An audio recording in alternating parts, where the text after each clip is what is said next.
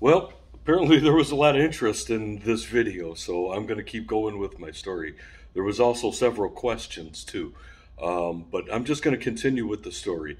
Uh, some of the questions were, how do you get the training? What about inventory? Man, all those things are going to come in time, brother. Right now, I'm still in my garage making the decision to leave to go get a shop. Okay, that's where the story is picking up now. So one of the things, if you're going to get a move into a town, rent, buy a shop, whatever it is that you're going to do, for me, I rented.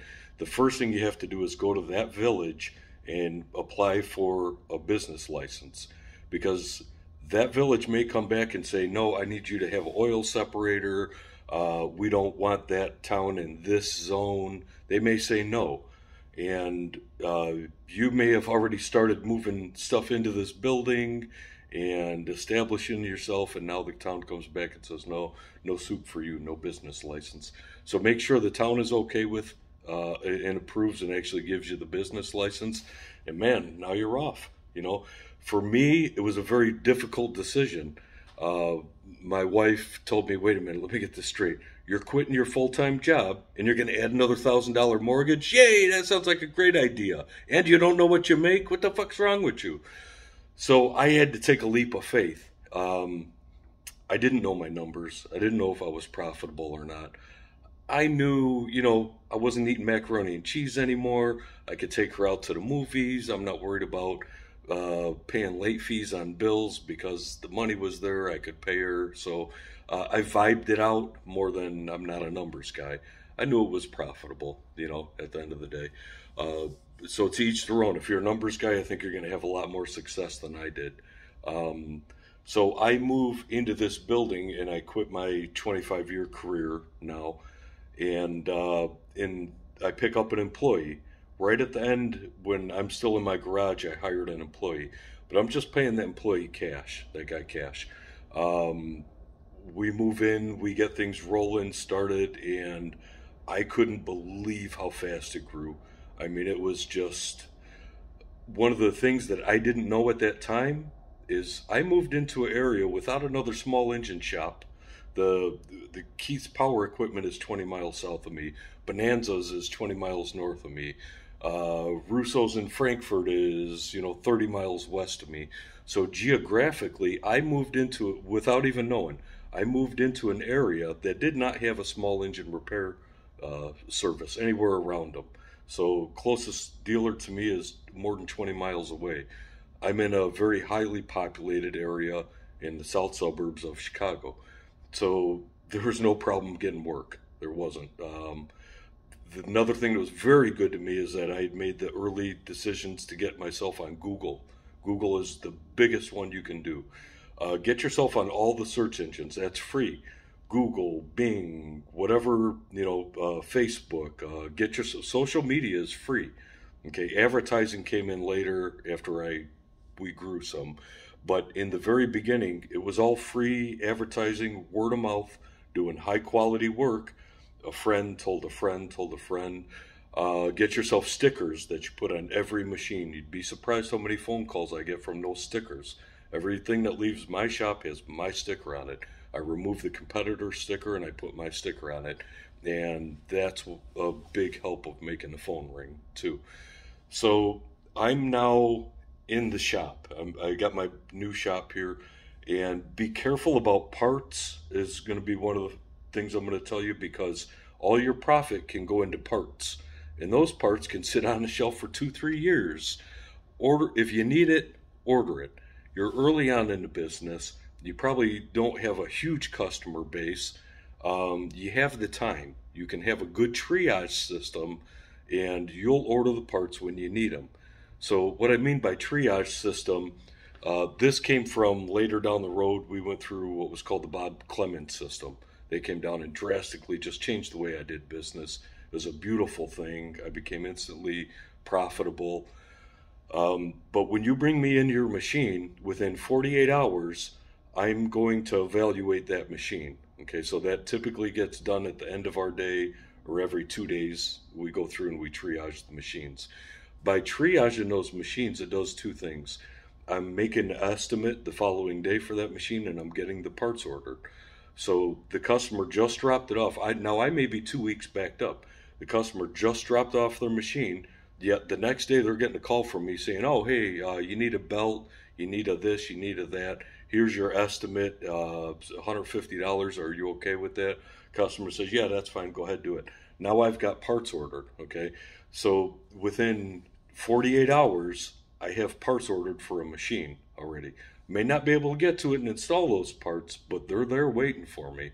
I don't have anybody standing around waiting for parts to come in. So having a good triage system is also very important. So now I'm in the very beginning of starting my business up. It's just growing like crazy. The 1,500 square foot building, 30 days later was full. I was out of space. Whoa. In the beginning, I was not requiring deposits. Deposits are huge. Don't be afraid to require a deposit. You have to get paid for the time it takes to evaluate a machine. Whether somebody wants to fix it or not, you have to get paid for that time.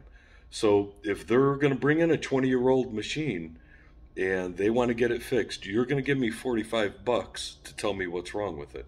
If it's a riding lawnmower, $90. Okay, a bigger machine, I need a whole hour. My hourly rate, I need half of it plus my hourly rate. My shop rate's my posted shop rate is $105 an hour. At any rate, we require a $45 deposit on all machines, a $90 deposit on the bigger machines. I didn't learn that little trick till I went through the Bob Clement system. And let me tell you this, it keeps the bullshit out of your shop. Okay, so it kept what was happening. We were getting the junk man, scrap man, finding stuff, dropping it off, bringing it to us to get it fixed. We would fix it and they wouldn't pick it up. Or we would give them an evaluation on it, go through troubleshooting and say, no, I'm not putting that money into it. So now I'm not getting paid for my time anymore. So you have to require deposits. Now the junk man brings me a machine, say a riding lawnmower, and I want a $90 deposit. Wait a minute, $90 and you ain't even gonna fix it? That's right. That's how that works. Goodbye. See ya. I didn't want to work on that piece of shit 25-year-old machine that should have been junked anyways. If you're not willing to spend $90 on your machine, what are you bringing it to me for? It's a riding lawnmower. Our average bill is going to be $200-300 to fix them, depending on what's wrong with them. So if you're not willing to spend $45 on your lawnmower, don't bring it to me. If you're not willing to spend $90 on your zero turn or your riding lawnmower, don't bring it to me. And that immediately got rid of all the bullshit. It really did. It cleaned it up. Now we're getting machines that people know this machine is worth fixing. Hey, this is a $3,000 riding lawnmower, $90 all day. Oh, and you're going to put that $90 towards the repair bill? Great, no problem. But if I just garbage picked a machine, or somebody gave me a machine, and now I'm going to bring it in to get it fixed, and $90, this thing's probably only worth $200. Then they're not doing it anyways. So at this time now, my son works for me. I think he was about 16, 17 at the time. Really good with driving, and he's doing my pickup drop-off service for me. So he's picking up and dropping off the machines, and me and the other guy that I hired, we're doing the repairs on them. In the very beginning, I picked them all up myself. Mobile repair works great for some guys. It didn't work for me. I wanted to work inside my building. To this day, I don't know how mobile repair works. It's profitable and works great for some people, but I've never done it, so I'm never going to say anything bad about it. It's a great business. You don't have to have the storage. You don't have to have I just don't know anything about it. It's not the road I went down. We do everything in-house. So currently we have a pickup drop-off service, and you have to pay that fee up front. So typically it's $65, $75, and you pay that pickup drop-off fee up front plus the deposit. And if the machine's not worth repairing, you don't get your deposit back, or if you decline the estimate, you don't get the deposit back. Those were some keys. Those were huge in making me profitable.